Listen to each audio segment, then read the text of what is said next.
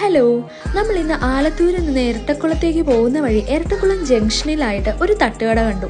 അതിന് മുന്നിലായിട്ട് കുറേ ബൈക്കുകളും കാറൊക്കെ നിർത്തിയിരിക്കുന്ന തിരക്ക് കണ്ടിട്ടാണ് ഞങ്ങൾ അവിടെ കയറിയത്.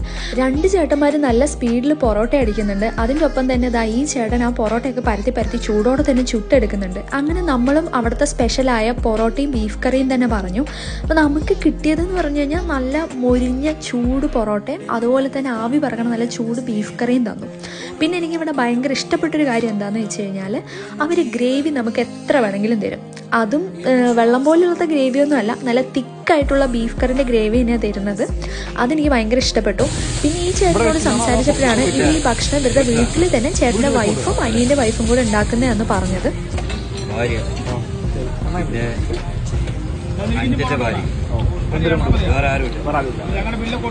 കുറഞ്ഞ പൈസയ്ക്ക് വെർത്തായിട്ടുള്ള ഫുഡ് കഴിക്കണമെങ്കിൽ ഇങ്ങോട്ട് കിട്ടും. കടയ്ക്ക് പേരൊന്നുമില്ല. എക്സാക്ട് ലൊക്കേഷൻ വരുന്നത് ആലത്തൂർ കഴിഞ്ഞിട്ടുള്ള ഇരട്ടക്കുളം ജംഗ്ഷനാണ്.